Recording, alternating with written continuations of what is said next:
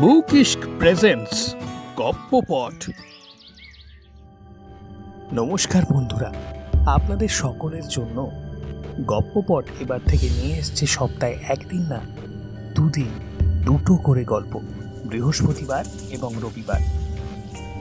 আজ গপ্পপটে থাকছে আপনাদের জন্য একটি অন্যরকম ভূতের গল্প। আজ গপ্পপটে গৌরীদের লেখা সেই রাতে। গৌরী দে জন্ম 1939 সালের 23শে জানুয়ারি। উত্তর কলকাতার মিত্র পরিবারে তার জন্ম। বেথুন কলেজ থেকে বিএ পাশের পর কলকাতা বিশ্ববিদ্যালয় থেকে বাংলা এমএ এবং মহাভারতে বিশ্বচরিত্রের ওপর গবেষণা করে পিএইচডিতে উপাধি লাভ করেন। উল্লেখযোগ্য বইগুলোর মধ্যে ভূতের ভয়ঙ্কর কমেডিয়ানদের কথা, যখন রাত 12টা, মহাভারতের প্রেম কথা অন্যতম।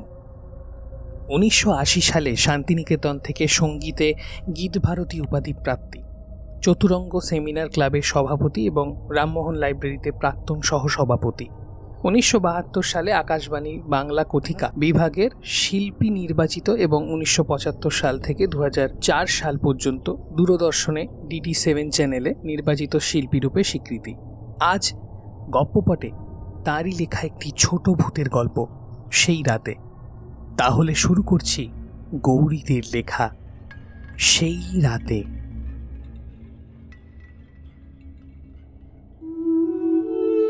আজকেও বাসে চড়ে একেবারে সোজা লেকের ধারে এসে বসল সমীর। বৈশাখী পূর্ণিমার রাত, লোকে লোকারণ্য। প্রতি বছর এই দিনটিতে একটা নেশার ঘোরে ছুটে আসে সমীর লেকের ধারে। আজও এলো, বসল সেই এক জায়গায় যেখানে সে এসে বসেছিল 10 বছর আগে।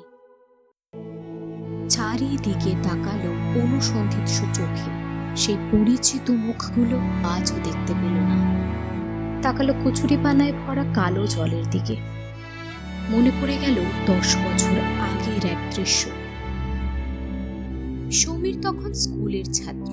হায়ার সেকেন্ডারির পরীক্ষা দুবার পেছোতে মানসিকভাবে রীতিমতো বিপর্যস্ত দিনগুলো বৃথা যাচ্ছে।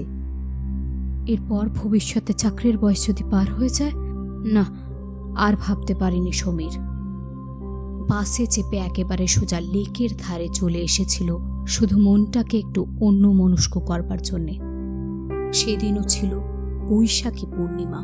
সামনে কচুরিপানা ভরা লেকের রহস্যময় কালো জল, বাতাসে ফুরফুরে চলো হাওয়া, চারিপাশে গাছপালা, নিস্তব্ধ, নির্জন। সত্যি তো, কতক্ষণে খেয়াল হলো সমীরের, লেকের ধারে আজ এত নির্জন কেন? দূরে শুধু এক দম্পতি বসে গল্প করছে, আর তো কাউকে দেখছি না। না, ওই তো একটি বছর আষ্টেকের ফুটফুটে মেয়ে বল নিয়ে খেলা করছে, হয়তো ওদেরই মেয়ে। কিন্তু কেমন বাবা মা ওরা? মেয়েটা খেলছে একেবারে জলের ধারে, বাবা মায়ের খেয়াল নেই। যদি পড়ে যায়? ভাবতেই গায়ে কাঁটা দিয়ে উঠল সমীরের। সে নিজেও সাঁতার জানে না যে উদ্ধার করবে। পরক্ষণে এই ভেবে নিজেকে সান্ত্বনা দেয় যে মেয়েটার বাবা নিশ্চয়ই সাঁতার জানেন, তাই হয়তো নির্ভয়ে বসে আছেন। কিন্তু এতেও সান্ত্বনা পেল না সমীর। প্রচণ্ড একটা অস্বস্তি নিয়ে সে এক দৃষ্টে মেয়েটাকে লক্ষ্য করতে লাগলো। না, মেয়েটা বড্ড জলের ধারে এগিয়ে যাচ্ছে। আর থাকতে না পেরে সমীর মেয়েটাকে ডাকলো, ও খুকি, শোনো। বলটা হাতে নিয়ে মেয়েটা থমকে দাঁড়ালো। ভয় ভয় একবার বাবা মা আছেন কিনা দেখলো, কিন্তু কাছে এলো না। সমীর একটু হেসে হাত নেড়ে বারবার ডাকতে মেয়েটা পায়ে পায়ে ওর কাছে এসে দাঁড়ালো। সমীর বলল, তোমার নাম কি? লীনা, লীনা রায়। তুমি স্কুলে পড়ো? সমীর ওর ভয় ভাঙাতে চেষ্টা করে। হ্যাঁ, ওই বাড়িটা। লীনা আঙুল তুলে দূরের এক বড় বাড়ি দেখিয়ে দিল। তোমার বাড়ি কোথায়? ওই যে। আবার আঙুল তুলে মেয়েটি দিক নির্দেশ করলো। সমীর ঠিক বুঝতে পারল না, শুধু বুঝলো মেয়েটি কাছেই থাকে। আবার প্রশ্ন করল, ওরা তোমার বাবা মা? মাথা নাড়ল লীনা। এবার সমীর আসল কথা এলো। বলল, দেখো লীনা, তুমি তো লক্ষ্মী মেয়ে, ওধারে গিয়ে খেলো, জলের ধারে খেলতে নেই, বুঝলে? কেন? অবাক হয়ে জিজ্ঞেস করল লীনা। তোমার বলটা যদি ওখানে পড়ে যায় জলের মধ্যে, কি নিয়ে খেলবে তুমি বলো? তাছাড়া তুমিও তো জলে পড়ে যেতে পারো, তাই না? খিলখিল করে হেসে উঠল লীনা। পড়ে গেলে আবার উঠে আসবো, কেমন মজা হবে। সমীর ভাবে, বাচ্চা মেয়ে, বলে দেখো, তুমি কি সাঁতার জানো যে উঠে আসবে? লীনা মাথা নেড়ে বলে, না, আমরা কেউ সাঁতার জানি না। আমি, বাবা, মা, কেউ না। এবার সমীর হাসল, বলল, বোকা মেয়ে, তাহলে জলে পড়ে গেলে তোমাকে তুলবে কে? আমিও তো সাঁতার জানি না। হাততালি দিয়ে নেচে উঠে লীনা বলল। তাহলে তো খুব মজা হবে। সমীর হাল ছেড়ে উঠে দাঁড়ালো। অন্ধকার ক্রমশ গাঢ় হচ্ছে, বাড়ি যেতে হবে। ঠিক করলো যাওয়ার আগে ওর বাবা মাকে একটু সাবধান করে দিয়ে যাবে। যেতে যেতে হঠাৎ পিছু ফিরে তাকালো সমীর, আর সঙ্গে সঙ্গে পাথরের মতো নিশ্চল হয়ে গেল। লীনার বলটা কচুরিপানায় আটকে গেছে, আর লীনা এক পা করে এগিয়ে যাচ্ছে জলের ধারে ওই কচুরিপানায় আটকানো বলটা ধরতে। সমস্ত শরীর হিম হয়ে গেল সমীরের। চিৎকার করে বারণ করতেও পারছে না যদি চমকে যায় লীনা, অথচ দৌড়ে গিয়ে ধরবার সময়টাও নেই। সমীর ওর বাবা মার কাছে দৌড়ে গেল, সঙ্গে সঙ্গে ছাপাত করে একটা শব্দ। লীনার দেহটা তলিয়ে গেল লেকের অতল জলে। দু চারটে বুদবুদ আর একটু আলোড়ন, তারপর সব নিস্তব্ধ। লীনা! সমীরের চিৎকারে ফিরে তাকালেন লীনার বাবা মা। দৌড়ে গেলেন জলের ধারে। বুক ফাটা চিৎকার করে ওর মা ও বাবা পর লাফিয়ে পড়লেন জলে। আর উঠলেন না। ঠকঠক করে কাঁপছে সমীর। চোখের সামনে তিনটে মৃত্যু। হঠাৎ সম্ভিত পায় বাঁচাও বাঁচাও করে ছুটতে লাগলো পথ ধরে। এখন আর সেটা মনে নেই কেমন করে সে রাতে স্থানীয় থানায় ছুটে গিয়েছিল। কাঁদতে কাঁদতে বলেছিল, ওদের বাঁচান বড়বাবু, তিনটে জীবন বুঝি শেষ হয়ে গেল এতক্ষণে। বড়বাবু শান্ত গলায় বলেছিলেন, শান্ত হও, কোনো আত্মহত্যার কেস ডেকে থাকলে ঠিক মতো বিবরণ দাও। সমীর সব ঘটনা পাগলের মতো বলতে লাগলো। এই বেলা চলুন বড়বাবু, আর দেরি করলে ওদের বাঁচানো যাবে না। বড়বাবু নির্বিকার হয়ে বলেছিলেন, গিয়ে লাভ নেই, ওরা কেউ আর জীবিত নেই। সমীর রেগে মেগে চিৎকার করে ওঠে, সবটাই তো আপনার অনুমান। এভাবে চুপচাপ বসে থাকলে চলে? চেষ্টা করবেন না আপনারা? লোক নামিয়ে উদ্ধার তো করতে পারেন। বড়বাবু গম্ভীর হয়ে বলেছিলেন, কি করতে চাও? কি করতে পারবে তুমি? মরা মানুষকে প্রাণ দিতে পারবে?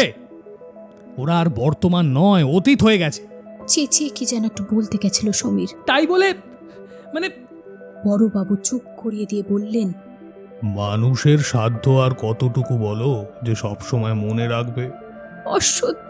অসহ্য লাগছিল সমীরের বড়বাবুর এই বড় বড় কথা। কিন্তু বড়বাবুর চোখের দিকে তাকিয়ে মন্ত্রমুগ্ধ হয়ে পড়ল সমীর। কি অদ্ভুত সে দৃষ্টি। বড়বাবু তখনও বলে চলেছেন, আজ তুমি যা দেখলে তা 2 বছর আগের ঘটনার পুনরাবৃত্তি। সেই দিনও ছিল বৈশাখী পূর্ণিমার রাত। আমরা লোক নামিয়ে তুলেছিলাম 3টি লাশ, বাপ মা ও তাদের 8 বছরের মেয়ের। তারপর থেকে প্রতি বছর এই দিনটায় ওই ঘটনা ঘটে। তুমি নতুন তাই জানো না, তাই এসেছো, নয়তো লেকে এই দিনটাতে জনমানব থাকে না। সেদিন টলতে টলতে বাড়ি ফিরেছিল সমীর। সারা রাত 2 চোখের পাতা এক হয়নি। এমন বাস্তব দৃশ্য যে স্বপ্নের মতো হতে পারে, 20 শতাব্দীর যুবক সমীর সেদিন বিশ্বাস করতে পারেনি। পরের বছর বৈশাখী পূর্ণিমায় ঠিক করেছিল ঘটনার সত্যি মিথ্যে আর একবার যাচাই করে আসবে। বয়সটা তখন ছিল কম, সাহস হয়নি। বারবার সে দৃশ্যটা কল্পনা করে শিউরে উঠেছিল। তার পরের বছর কলেজের কয়েকটি ছেলে নিয়ে দেখা করতে গিয়েছিল সে থানার বড়বাবুর সঙ্গে। কিন্তু দুর্ভাগ্যবশত বড়বাবু বদলি হয়ে গিয়েছিলেন, তাই আর দেখা হয়নি। বৈশাখী পূর্ণিমায় দুরু দুরু বুকে গিয়েছিল লেকের ধারে, কিন্তু ঘটনার পুনরাবৃত্তি আর ঘটেনি। তবু কেমন যেন নেশা হয়ে গেছে সমীরের। প্রতি বছর একবার করে এখানে না এসে পারে না সে। তবে আজ এই পরিণত বয়সে একটা কথাই বারবার মনে হয় সমীরের। সেদিন রাতের ঘটনা, বড়বাবুর কোনো চাল ছিল না তো দায় এড়াবার জন্য? কে জানে।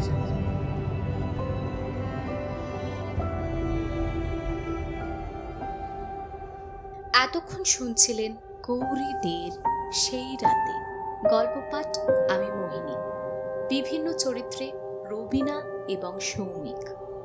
গল্পের সূত্রধার আমি মোহিনী এবং সৌমিক।